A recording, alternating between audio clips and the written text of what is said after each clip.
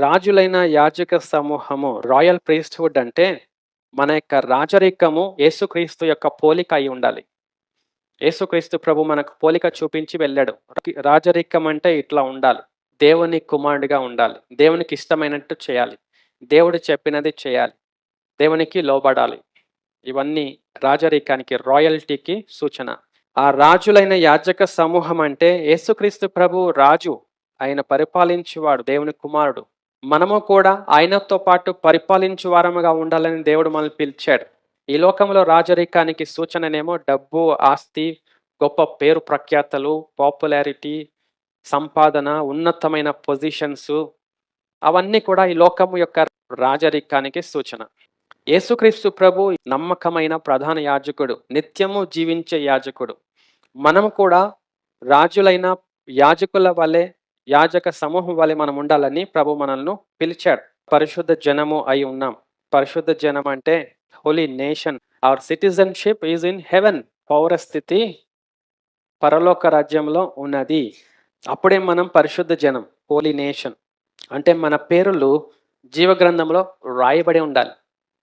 దాని నిమిత్తం సంతోషించండి, పేరు తుడిపి పెట్టబడకుండా చూసుకోండి జాగ్రత్తగా అని దేవుడు మనకు చెప్తున్నాడు. దేవుడు నాకు ఇది ఇచ్చిండు, దేవుడు నాకు అది ఇచ్చిండు, దేవుడు నాకు ఇది చేసిండు, అది చేసిండు, దాన్ని బట్టి సంతోషించకండి అని దేవుడు మనకు చెప్తున్నాడు. దేవుని సొత్తైన ప్రజలను ఎన్నారు, పెక్యూలియర్ పీపుల్. మనము దేవుని సొత్తైన ప్రజలము. ఆయన మనం విలువ పెట్టి కొన్నాడు దేవుడు మనల్ని. మనం ఒక విచిత్రమైన ప్రజలము, ప్రత్యేకమైన ప్రజలం. దేనిలో కూడా కలవము. పెక్యూలియర్, దేవుని సొత్తైన ప్రజలము. మనము ఏం చేయాలి? ప్రభు చెప్తున్నాడు, మీరు అంటే పిలువబడిన వారు, మనము ప్రభు సంఘ సహవాసంకి వచ్చిన వారు.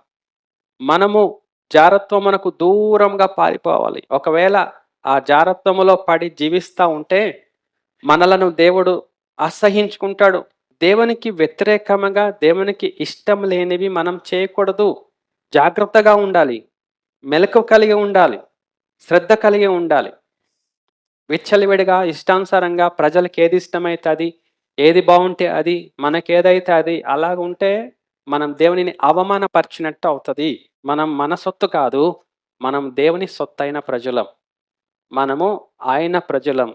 కాబట్టి దేవుని యొక్క సొత్తైన ప్రజలుగా మనము మార్చబడాలంటే ఆ వెలుగులోకి వెళ్ళాలి, ఆ వెలుగులో సంచరించాలి, యేసు ప్రభు అడుగుజాడలను అనుసరించాలి. అప్పుడు మనం చీకటిలో నుండి బయటకు వచ్చేసిన వారం అవుతాం, వెలుగు సంబంధులం అవుతాం, వెలుగు ఫలము మనకు కలుగుతుంది.